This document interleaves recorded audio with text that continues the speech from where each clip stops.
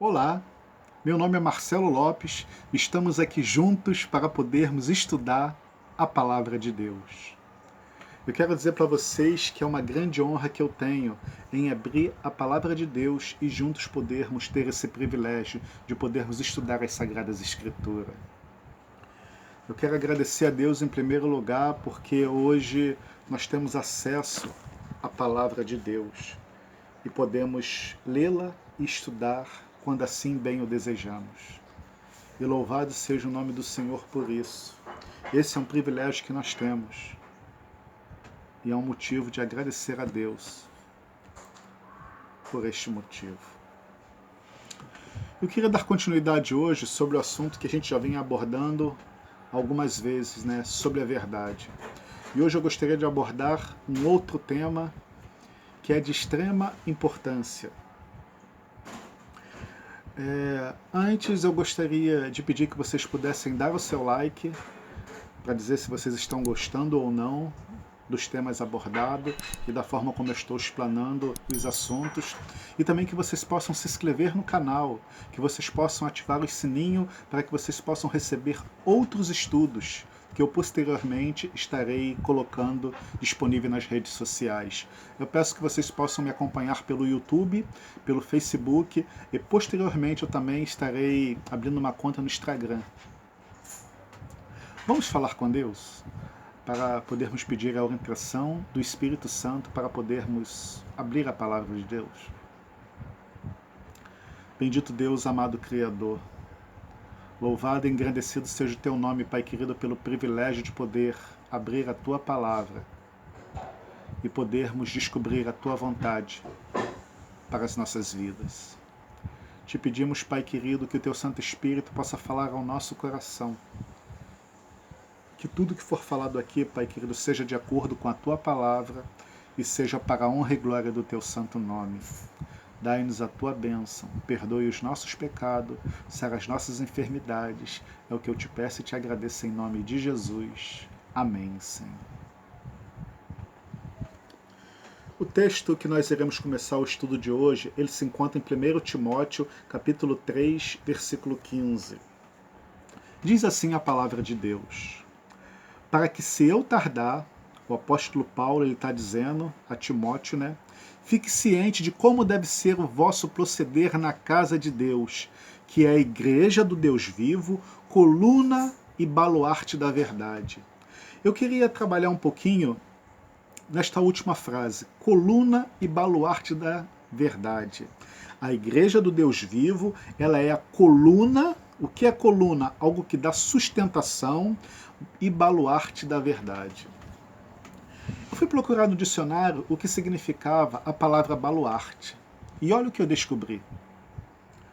O que é baluarte? Baluarte significa fortaleza, construção alta, cercada por muralhas. É um termo de origem da língua francesa.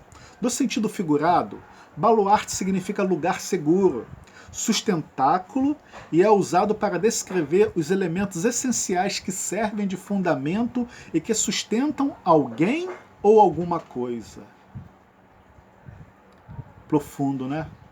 Quando eu li esse texto pela primeira vez, eu fiquei admirado. O que significava essa palavra baluarte? Diz aqui, ó, elementos essenciais que servem de fundamento e que sustentam alguém ou alguma coisa.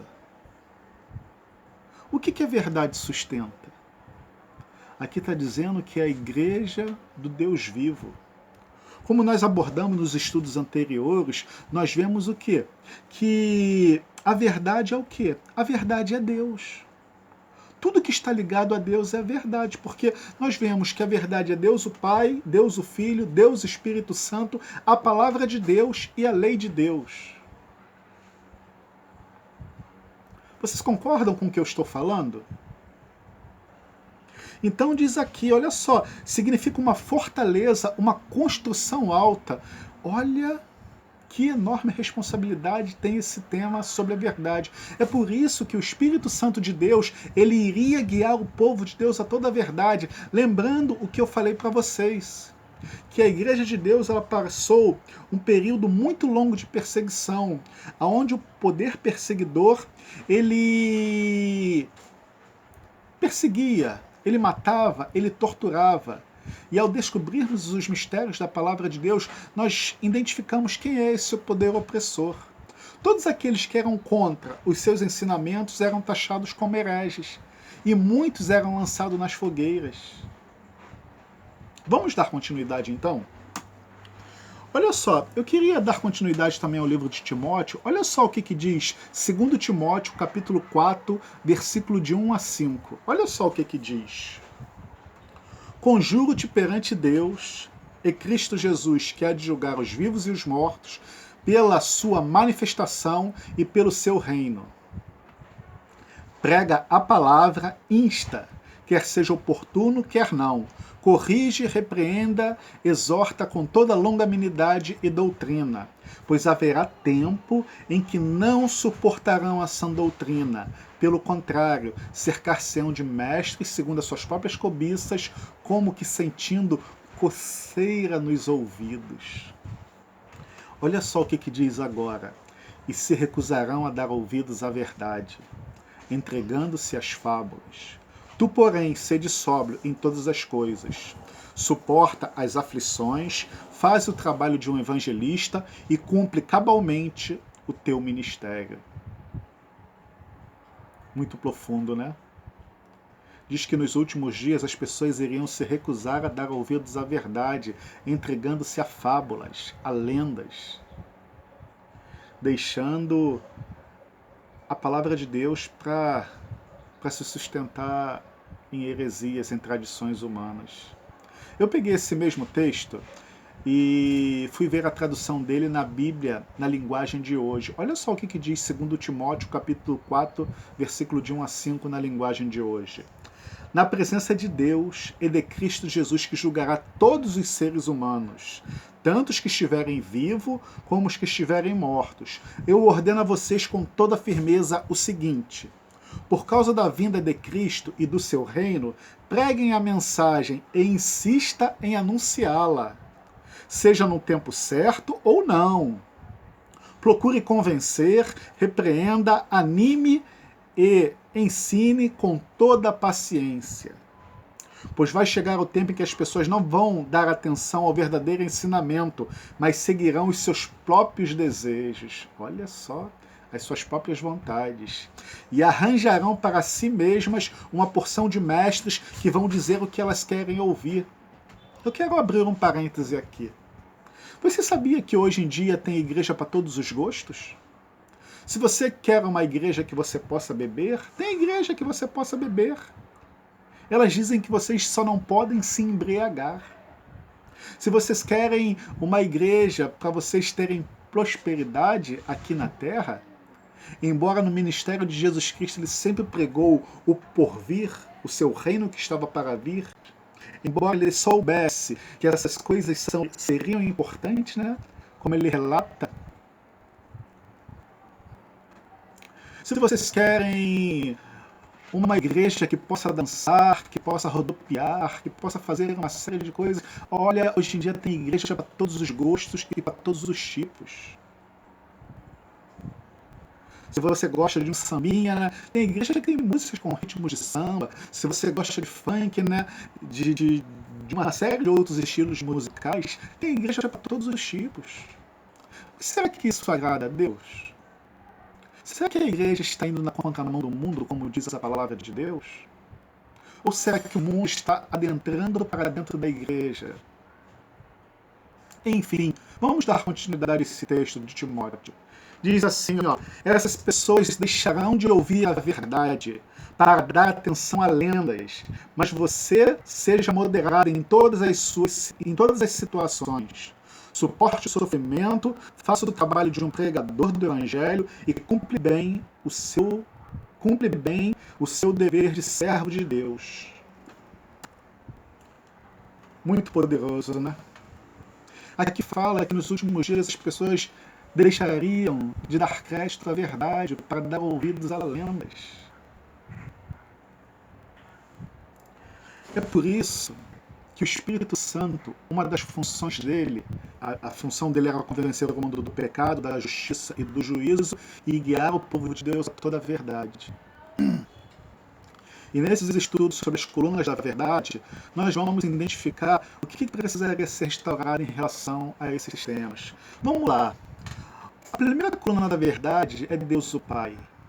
O que deveria ser restaurado em relação a Deus o Pai?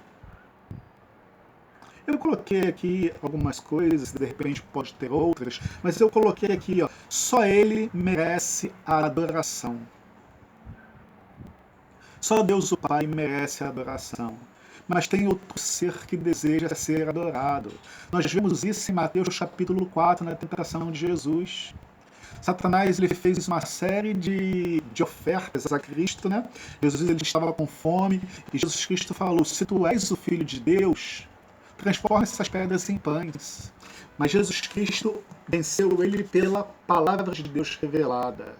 Está escrito: nem só de pão viverá o homem, mas de toda a palavra que sai da boca de Deus. Satanás não satisfeito, olha só o que ele fez.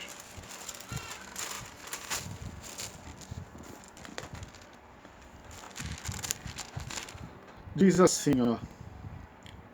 Então o diabo levou a cidade santa e colocou sobre o pináculo do templo. Ele disse: se és o Filho de Deus, atira-te abaixo, porque está escrito: aos seus anjos ordenará a teu respeito que te guardem, e eles te sustentarão nas suas mãos, para que não tropeces em alguma pedra. Respondeu Jesus: também está escrito: não tentarás ao Senhor teu Deus. Agora vem a parte-chave. Levou o diabo a um monte muito alto e mostrou-lhe todos os reinos do mundo e a glória desses. Ele disse: tudo isto te darei se prostrado me adorares. Então Jesus lhe respondeu: retira-te, Satanás, porque está escrito: ao Senhor teu Deus adorarás e só a Ele servirás. Então nós vemos que uma grande controvérsia dos últimos dias é o quê? Pela adoração. Nós vemos isso na tríplice mensagem angélica. A primeira mensagem angélica, de Apocalipse 14:6, ela fala do quê? De um evangelho eterno. Olha só, nós temos que entender o porquê que nos últimos dias teria um evangelho eterno sendo pregado a todo mundo. Por quê? Porque a verdade havia sido lançada por terra. E quem fez isso havia prosperado. Tanto é que houve os reformadores, um deles como Martinho Lutero, como eu havia citado. O papel desses reformadores foi o quê? Foram restaurar as verdades que haviam se esquecido ao decorrer desses longos séculos. Agora, uma das mensagens desse anjo seria o quê? Pregar esse evangelho eterno, né, a todo mundo, a cada nação, tribo, língua e povo, né, dizendo com grande voz: temei a Deus e dá-lhe glória, porque é chegada a hora do seu juízo. Então, olha só, o evangelho eterno que esse remanescente dos últimos dias ele iria pregar, ele tem a ver com o quê? Com o temor a Deus. Ele tem a ver com o quê? Com o juízo de Deus, porque diz: chegou a hora do seu juízo. E ele tem a ver também com a adoração, porque diz assim: adorai aquele que fez o céu, a terra e o mar e a fonte das águas. Você continua vendo que o contexto do grande conflito é o quê? É pela adoração. Aí a segunda mensagem angélica diz o quê? Caiu a grande Babilônia, que a todas as nações deu a beber do vinho da fúria da sua prostituição. Por quê? Com a pregação do evangelho eterno, Babilônia cai. Por quê? As suas mentiras são reveladas. E só continua no erro aquele que deseja. E aí vem a terceira mensagem angélica. A terceira mensagem angélica fala... Olha só. Olha o que a terceira mensagem angélica fala. Apocalipse 14, versículo 9. Seguiu-se a este outro anjo, o terceiro, dizendo em grande voz: se alguém adorar a besta, a sua imagem, e receber a sua marca na sua fronte ou na sua mão, também este beberá do vinho da cólera de Deus, preparado sem mistura, no cálice da sua ira, e será atormentado com fogo e enxofre diante dos santos anjos e na presença do Cordeiro. Vocês entendem Satanás ele quer uma adoração a qualquer preço. Antes era por meio do engano, da grande Babilônia, só que com a pregação do Evangelho Eterno, essas mentiras foram jogadas por terra, e a verdade foi restaurada. E aí o que acontece logo em seguida? Satanás ele quer continuar sendo adorado de uma forma ou de outra. Então o que ele faz? Vem o quê? Uma adoração agora forçada, pela imposição. Só que Deus ele faz um alerta. E qual é o alerta de Deus? Se alguém adorar a besta, ou a sua marca, ou a sua imagem, esse tal receberá o quê? Do cálice da ira de Deus preparado sem mistura. Agora eu falo para vocês. Olha o que Jesus Cristo falou. Um dos últimos requisitos para que Jesus pudesse retornar a essa terra. Ele diz assim, ó, e o evangelho do reino será pregado a todo mundo, em testemunho a todas as nações, então virá o fim. Por que essa palavra em testemunho a todas as nações? Porque cada um terá que tomar uma decisão no tempo do fim. De que lado você vai estar? Se você vai estar do lado de Deus ou se você vai estar ao lado do inimigo. Só que a palavra de Deus, a palavra revelada também, ela diz que haverá uma perseguição qual nunca houve. Um momento duro para a humanidade. Ficar ao lado de Deus vai requerer da humanidade, de repente, entregar aquilo que nós temos mais precioso, que é a nossa vida. Tanto é que o quarto anjo de Apocalipse 14, ele fala assim, bem-aventurados os mortos que desde agora morrem no Senhor, porque as suas obras os acompanham. A palavra de Deus diz que essas pessoas são felizes. Por quê? Porque essas pessoas elas vão testemunhar em relação ao Deus ao qual ela serve. Elas vão ser os mártires. Tanto é que quando nós vemos as almas que estão debaixo do altar, o que fala lá? Descansa mais um pouco, porque ainda não se completaram o número daqueles que hão de dar a vida, como igualmente vocês também deram. Então o contexto do grande conflito é o que? É pela adoração. Então, olha o que diz aqui, ó. Vamos lá. O que diz a lei de Deus, o segundo mandamento? Êxodo capítulo 20, versículo de 4 a 6. Olha só o que diz o mandamento da lei de Deus. O primeiro mandamento, aliás, ele diz assim, não terás outros deuses diante de mim. Mas olha o que diz o segundo mandamento. Não farás para ti imagem de escultura, nem nenhuma semelhança alguma do que é em cima dos céus, nem embaixo da terra, nem as águas debaixo da terra. Não as adorarás e nem lhes dará culto, porque eu sou o Senhor teu Deus. E ele fala assim, ó, seu Deus zeloso, que visito as iniquidades dos pais dos filhos até a terceira e a quarta geração daqueles que me aborrecem.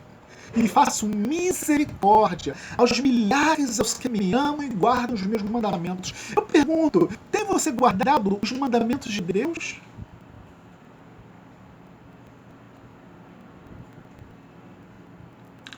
A Igreja Católica Apostólica Romana, ela tirou 2 mandamentos importantes da lei de Deus. O segundo e o quarto. O segundo mandamento foi por causa da adoração de imagens. E o quarto mandamento que coloca Deus no seu devido lugar. E qual é o lugar de Deus? O nosso Criador. Por isso que Apocalipse 14, a primeira mensagem angélica do Evangelho Eterno, ela diz assim, ó, adorai aquele que fez. É uma alusão ao Deus Criador. E o sábado é o quê? É um símbolo de Deus Criador. Tem um livro que diz uma coisa muito importante e eu queria que vocês pudessem refletir. Se o sábado fosse guardado desde Adão e Eva, não existiria nenhum ateu. E não existiria a quantidade de religiões que existe hoje no mundo inteiro. Olha o quanto o sábado era importante para a humanidade. Porque vocês saberiam de onde vocês vieram. Vocês saberiam quem te criou.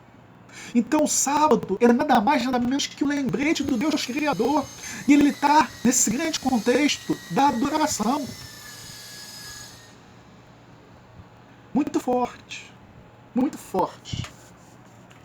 Uma outra coisa que precisaria ser restaurada em relação a Deus, o Pai, seria em relação ao quê? A perdoar pecados.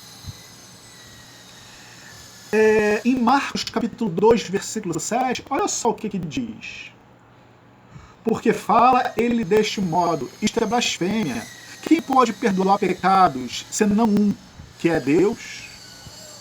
E os escribas e fariseus razoavam, dizendo, quem é este que diz blasfêmia? Quem pode perdoar pecados, senão Deus? Jesus Cristo ali naquele momento, ele tinha perdoado pecados daquele paralítico. Mas a função de perdoar pecados é de Deus o Pai. Porque no plano da salvação, cada um tem o seu papel. Porque a função do Filho é o quê? É interceder junto a Deus o Pai pelas nossas transgressões. Porque todo pecado é cometido contra Deus. O que José falou lá? Quando a esposa de Potifar queria ter relações sexuais com ele. O que ele disse? De maneira nenhuma pecaria eu contra meu Deus. Quer dizer, ele não só iria pecar contra Potifar, mas ele falou que é muito claro, de maneira nenhuma pecaria contra Deus. Então, uma outra verdade que precisaria ser revelada seria isso. Só Deus perdoa pecados. E nós sabemos que tem um sistema religioso que os seus sacerdotes têm o poder de perdoar pecados e de instituir penas, né?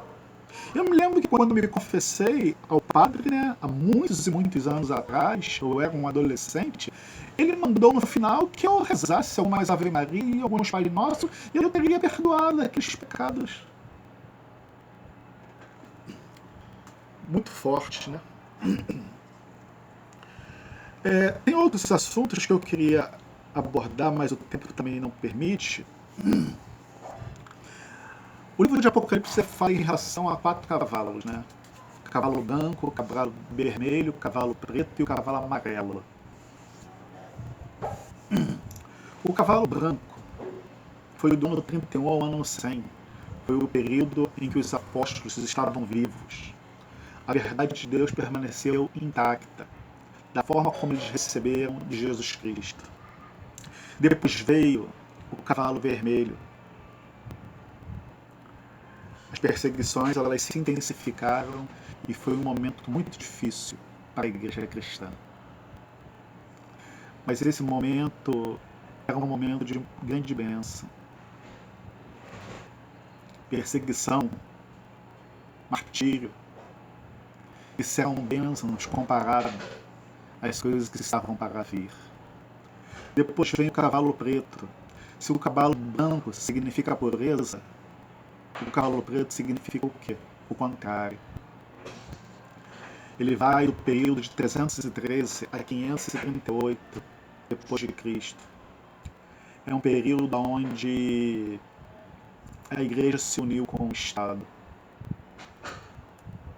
Sempre na história da humanidade que a igreja se uniu com o Estado, nunca saiu coisa boa.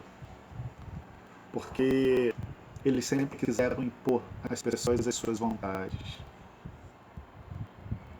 E hoje nós vemos, né, as coisas se caminhando para o mesmo fim. Nos Estados Unidos da América, a barreira que separava o Estado da Igreja, ela está por um fio. E quando isso acontecer, os focos da perseguição irão se levantar de novo. E o último cavalo, que vai no período de 538 a 1798, chamado pelo cavalo amarelo, mas a cor original não é amarela, né? É porque na tradução não tinha uma outra cor que eles pudessem associar àquela descrita no grego, né? A cor original significa uma cor pálida, uma cor sem vida, uma cor de como uma pessoa morta, né? Vocês já viram um defunto, né? Uma pessoa que não tem brilho, que não tem vida. Então essa era a cor que era para ser traduzida na cor amarela. Foi um período em que o bispo de Roma chegou ao poder. O período dos papas. E esse período foi até 1798, com a queda do Papa Pio VI, se não me engano, pelo general Berthier, a mando de Napoleão Bonaparte, quando prendeu o Papa e ele, um ano depois, ele morreu no cárcere. Ali ele pôs um fim a esse período dos 4 cavalos de Apocalipse. O porquê eu estou falando isso? No último estudo que nós tivemos, eu falei sobre a Igreja Católica Apostólica Romana. Eu falei sobre as heresias que ela havia lançado no decorrer da história. Eu tenho aqui um gráfico que vou postar para vocês na tela, para vocês acompanharem o que a Igreja Católica, ela foi, com o passar dos anos, a cada concílio ela foi lançando. Olha só, no ano 300, ela lançou o batismo infantil. Por que isso é contrário à Sagrada Escritura? Porque um pai, por mais que ame o seu filho, ele não pode tomar uma decisão em favor dele. Aceitar a Jesus requer o quê? Uma consciência do passo em que nós estamos dando. E uma criança, ela não tem maturidade para isso. E por mais que os pais amem seus filhos, eles não podem tomar essa decisão por eles. No ano de 310, rezar pelos mortos. Olha, quando a pessoa morre segundo a palavra de Deus, não há mais nada a ser feito. O que você tiver que ser feito, você faça por essa pessoa em vida. Eu me lembro de uma vez, uma entrevista que o Pelé deu, ele falou, olha só, tudo que vocês tiverem que fazer por mim, vocês façam em vida, porque depois que eu morrer, e realmente é isso. Então, segundo a palavra de Deus, quando morre, não há mais nada a ser feito. Rezar pelos mortos não vai adiantar nada. Acender vela pelos mortos no ano de 320. Diz aqui o primeiro decreto dominical no ano de 321 por Constantino. Diz aqui no concílio de Laodiceia, colocado também no domingo, né? Diz aqui, a heresia do purgatório no ano de 593. A oração dirigida a Maria, aos santos e aos mortos e aos anjos no ano 600. O celibato, né, dos padres, né, e do clero da igreja, isso daí veio no ano de 1079. O rosário no ano de 1090. A Inquisição foi instituída pelo Concílio de Verona no ano de 1184. A palavra de Deus no livro de Daniel e no livro de Apocalipse fala desse período da palavra de Deus. Muito forte. Olha só uma outra heresia muito forte, que diz assim, no ano de 1545, olha, é muito próximo, a tradição, a autoridade da igreja é igual à da Bíblia. A tradição da igreja, ela tem o mesmo poder, ela tem a mesma igualdade da palavra de Deus. Olha só. Domingos e festas, então, foi instituído pela igreja. Então ela tem amparo mediante esse ensino da Igreja Católica. Aqui diz, em 1548, os livros apócrifos acrescentados à palavra de Deus. Diz aqui, no ano de 1854, a Virgem Maria e a Imaculada Conceição pelo Papa Pio VI. E diz aqui, em 1870, a infalibilidade do Papa em matéria de fé e de moral. Por isso que eu falei que a cada concílio era uma heresia nova lançada. Eu peço perdão se tem algum católico que está assistindo esse vídeo, mas eu queria deixar registrado esses acontecimentos que estão relatados na história. Vamos falar com Deus para terminarmos esse estudo. Bendito Deus, amado Criador, muitas coisas foram faladas aqui, Pai querido, e se o Teu Santo Espírito não falar aos nossos corações, não adiantará de nada.